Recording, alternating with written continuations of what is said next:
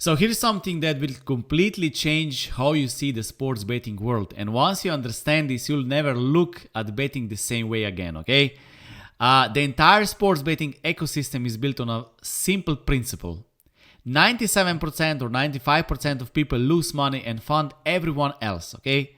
While a tiny 3 or 5% actually profit from the system. But here is what most people don't realize.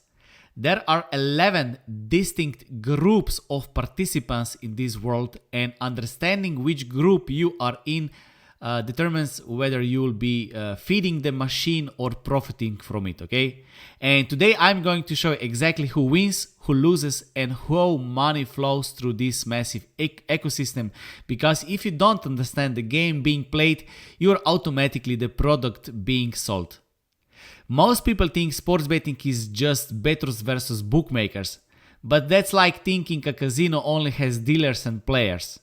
The reality is far more complex and fascinating. There is an entire economy built around moving money from the many to the few, and every participant plays a specific role in keeping this system running. So let me break down these 11 groups and show you exactly how each one makes money, what their risks are, and whether they benefit from or getting destroyed by the betting world, okay? At the very top of the food chain, we have the bookmakers and sportsbooks. These are the ultimate winners who take the biggest piece of the pie, okay? Their business model is brilliant in its simplicity. They create hype and betting opportunities, offer non-fair odds that include their built-in advantage, balance their books to guarantee profit regardless of outcome, and use massive marketing budgets to attract more losing players. Okay? And here is what genius about their approach. They don't care about the tiny 3% who actually win, because they know the other 97% will more than compensate for any losses to sharp bettors. They've essentially created a machine that turns hope into profit. They are very good at it. And next we have people who work in the betting industry but don't actually bet. Developers, data scientists, marketers, mathematicians, and betting experts, or all those who work in betting industry and who build and maintain this massive machine.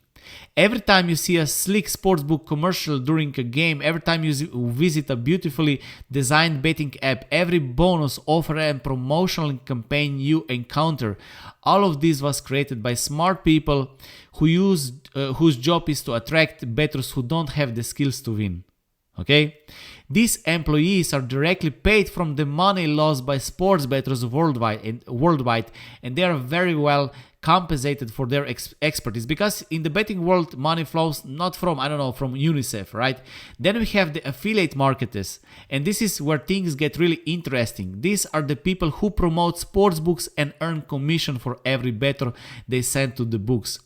The affiliate marketing industry for sports betting is expected to reach nearly $7 billion, and there are individuals making millions just by sending players to betting sites. They understand gambler psychology perfectly. They know most bettors are looking for shortcuts, for locks, for parlays, for quick money, picks, betting tips. So they create content that feeds these desires while earning massive commissions from the resulting losses. We also have sports betting portals and forums like Covers, Betting Advice.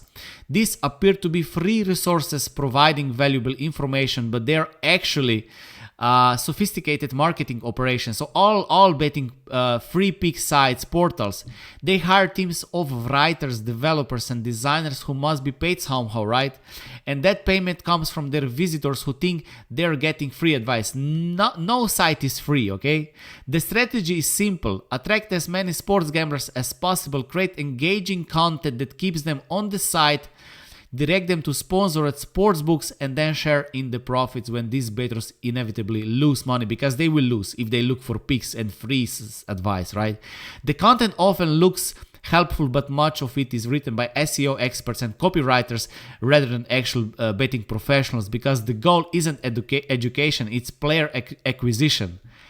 There are also sports picks monitoring sites that claim to track the performance of various handicappers and tipsters. They make money by charging handicappers for monitoring services, selling picks for subscriptions, and earning sportsbook sponsorships. I'm not telling that this is wrong. It is completely okay. I'm just explaining. The problem is that many of these sites have been accused of manipulation, ranking handicappers higher based on who pays more rather than actual performance. This was the problem in the past. I don't know how it is now. And this creates a completely distorted picture of who is actually skilled versus who is just good at marketing, okay? The handicappers and tipsters themselves represent a fascinating category, okay? This is another. Most of them operate on what I call the TOTS Pareto principle, where 80% of their efforts goes into marketing and only 20% into actual analysis, okay?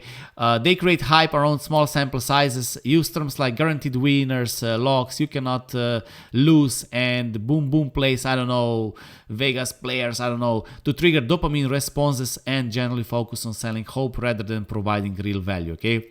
And the uncomfortable truth is that most handicappers make more money selling picks than they ever made betting, which should tell you everything you need to know about the value of most services, okay? When you see well plays or locks, this is crazy, right? Social media has created an entirely new category of sports handicappers who build massive following and sell picks to their audiences. These individuals, understanding in our scroll-based culture, flashy content and emotional appeals work better than actual analysis, okay? They use words like, as I said, well plays, guaranteed sports picks to create the perfect environment for impulse purchases, and they're incredibly successful at monetizing hope and false dreams of passive income. Sports betting is not passive income, okay? At the bottom of the winners hierarchy, we have the scamdicappers. These are outright frauds who sell fixed games and sure winners to naive bettors. Their methods are surprisingly sophisticated. They'll split their followers base into groups, send different picks to each group, then focus on the group that receives the winning pick while blocking the losers.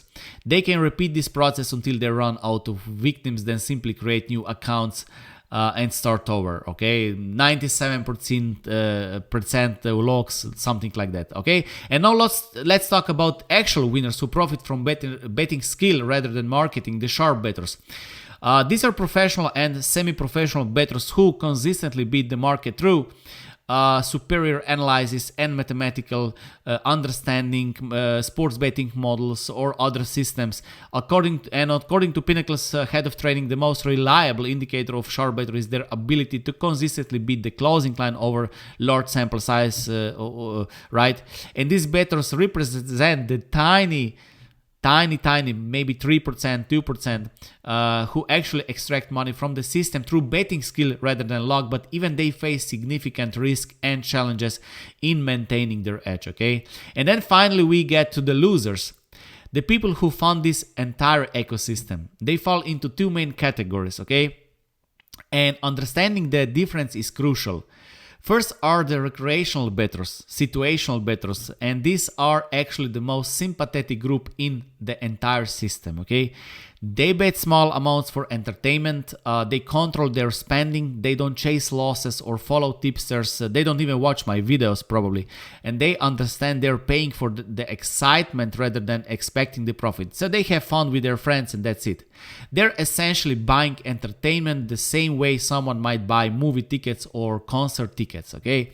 And there's absolutely nothing wrong with this approach. Nothing is wrong with any approach, okay? I'm not telling anyone what to do, okay? And the second group of losers are the sports peak followers and gamblers. And these are the people who fund almost everyone else in the system. They are heavily influenced by social media marketing. They're constantly looking for shortcuts to wealth. They're constantly following handicappers and follow their picks, buy their picks without understanding the mathematical impossibility of long-term success through this following mindset approach. Okay, they represent the vast majority of the 97% who lose, and they're the primary source of revenue for bookmakers, affiliates, tipsters, and everyone else who profits from the betting world. And I think you need to understand this, okay? And here's what's particularly tragic about this group. They often start with legitimate dreams of financial improvement, but they are targeted by sophisticated marketing that exploits their hopes and psychological weaknesses, okay? They spend money they cannot afford to lose. They become emotionally attached to short-term results. They blame everyone else. They never develop the skills or knowledge needed to actually succeed. And the harsh reality is that these followers fund everything. I mean, whole betting world. When sure bettors win money, it ultimately comes from the losses of recreational bettors and followers, okay? I hope it makes sense. When affiliates earn commission, when tipsters sell subscriptions, when betting portals generate revenue, it all traces back to money lost by people who don't understand the game they are playing, okay? Understanding this ecosystem changes everything about how you approach betting, because it forces you to ask the crucial question: which group am I in? Okay, and this is the crucial. Am I funding the system or profiting from it? Am I being marketed to or creating a value? Am I developing real skills or just hoping someone else will solve my problems? Okay. The beautiful thing about this knowledge is that it gives you the choice. You can continue being part of the 97% who found everyone else, or you can commit to developing the skills and mindset needed to join 3% who actually profit, or those who profit on a different ways. Nothing is wrong, okay? But you can make that choice without first understanding exactly how the game works and where the money really flows, okay? So, if you like this message, hit like, subscribe, and visit underdogchance.com to learn more about my sports betting models, my unique way of betting, life, mindset, and how I think. And of course, always remember, nothing I share here is advice. Everything is wrong. It is just my perspective, my story, my experience, how I see it. And for some, it might spark a change, but for others not. But whatever you take it, always own it, test it, and take full responsibility for how you use it. So this is something I need to say at the end of every single video, okay?